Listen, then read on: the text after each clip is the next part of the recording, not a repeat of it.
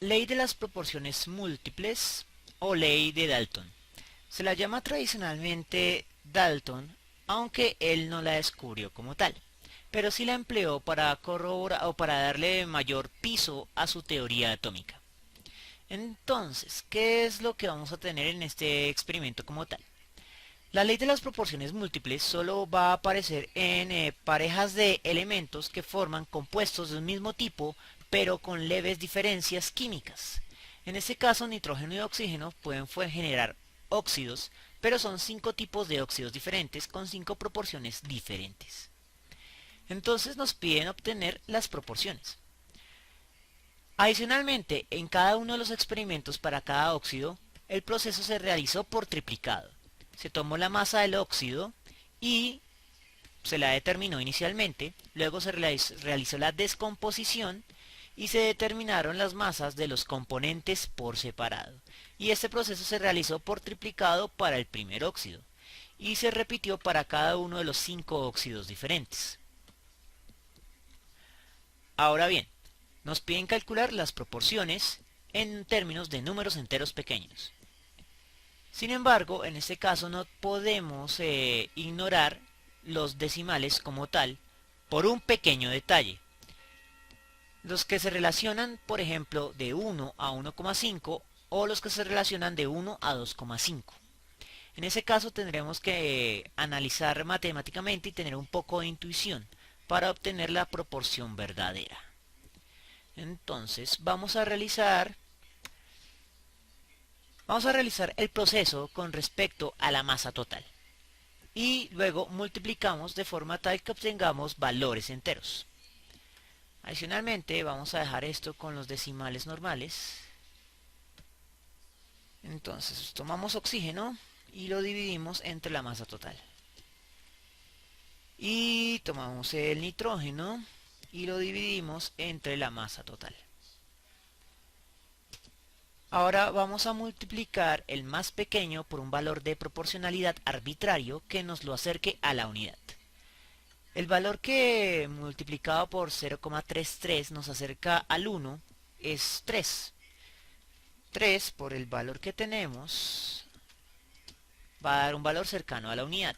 Y hacemos lo mismo con el otro valor por el mismo número de proporcionalidad. 2. Arrastramos y luego ignoramos los decimales. Y nos queda una proporción de 2 a 1 constante. Entonces, visto desde un solo óxido, se debe cumplir la ley de las proporciones definidas. Vamos a hacer el mismo procedimiento con el segundo óxido. 0,5, 0,49, es prácticamente lo mismo. Entonces el valor que multiplicado cualquiera de los dos nos acerca a la unidad es 2, un valor arbitrario que nos acerca a la unidad. Y luego simplemente vamos a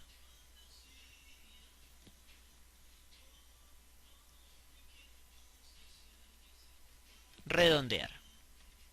En caso de que se le dificulte saber cuál es el número sobre el cual eh, debemos dividir para obtener el valor de proporcionalidad, puede buscar entonces la relación que hay entre el miembro de menor masa y la masa total.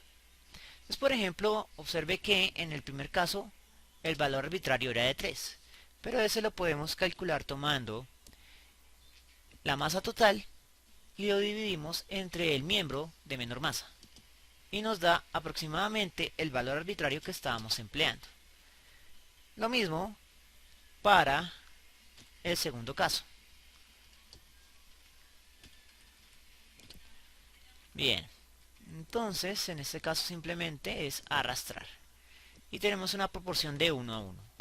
Bien, el tercer caso y el quinto caso comparten la peculiaridad de que no son relaciones redondas. Tenemos una relación aproximadamente de 1 a 1,5. Y la masa total, pues tampoco nos va a colaborar bastante. pero igual vamos a tratar de obtenerlo por el procedimiento que estamos empleando. Es 1 dividido entre la masa total, el otro dato dividido entre la masa total. Ahora debemos obtener el valor de proporcionalidad arbitrario que nos dé las proporciones. Entonces vamos a tomar el dato total y lo dividimos entre el de menor masa y la relación sería de 2,5.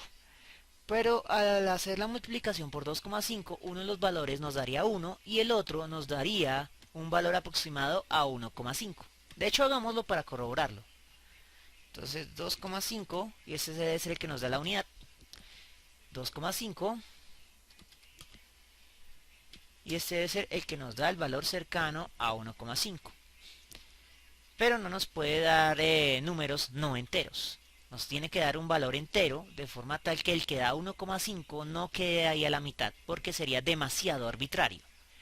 Entonces vamos a tomar el número que valor arbitrario por el cual se multiplicaba y lo vamos a duplicar. Entonces va a ser un valor cercano a 5.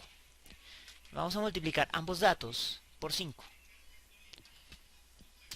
Entonces queda cercano a 2. Y este queda cercano a 3. Ahora sí podemos hacer el redondeo de forma que no quede tan arbitrario. Y nos queda una proporción de 2 a 3. Y al arrastrar nos queda una proporción semejante de 2 a 3. 2 oxígenos por cada 3 nitrógenos. Muy bien, esto lo podemos hacer por el procedimiento normal. 1 dividido entre el valor total. El siguiente dividido entre el valor total. Dividimos el valor de la masa total entre el de menor masa. Y el valor que nos pide multiplicar va a ser cercano a 3. Nuevamente, tomamos 3 por uno, 3 por el otro. Y con esto obtenemos una proporción de 1 a 2. Redondeamos. Y en efecto obtuvimos una proporción de 1 a 2. Finalmente, la última proporción, la quinta, que tiene un problema muy semejante al del tercer óxido, así que vamos a hacer un procedimiento semejante. Cuando calculemos el valor arbitrario por el cual multiplicar, si nos da un valor cercano a la mitad, 2,5, 1,5, 3,5, lo vamos a duplicar para que nos dé un valor entero. Entonces tomamos el valor que nos piden, oxígeno, y lo dividimos entre el total. Hacemos lo mismo con el nitrógeno. Luego tomamos el valor de la masa total y lo dividimos entre el de menor masa. Y como pueden darse cuenta, nos dio un valor intermedio, cercano al 3,5. Lo vamos a multiplicar por 2. Eso significa que lo debemos multiplicar por 7. Entonces el valor arbitrario va a ser 7. 7 por el primero. 7 por el segundo.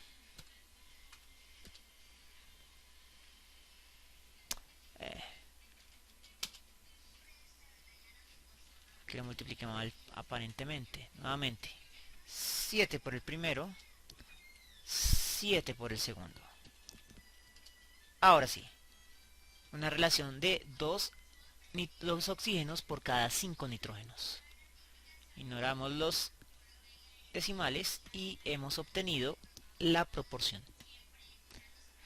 Se pueden emplear los otros dos métodos para obtener las proporciones, pero el tercer óxido y el quinto óxido siempre van a dar valores extraños y habrá que analizar los decimales en caso de que nos den valores intermedios cercanos al 0,5, 1,5, 2,5, 3,5. Si nos da eso, significa que tenemos que duplicar los dos miembros de la pareja. Pero en cualquier caso, con esto hemos obtenido las proporciones múltiples para los 5 óxidos respectivos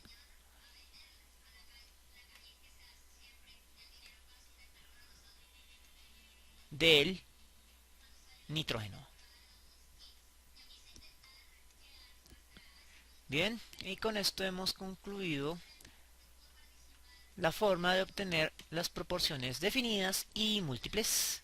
Espero que les haya gustado y nos vemos en una próxima oportunidad. Un detalle antes. Los datos obtenidos de las proporciones múltiples y definidas fueron empleados por Dalton para apoyar su idea de la existencia de los átomos. Por ejemplo, en el primer óxido se asumiría que hay 2 átomos de oxígeno por cada átomo de nitrógeno. En el tercer óxido, dos átomos de oxígeno por cada 3 átomos de nitrógeno.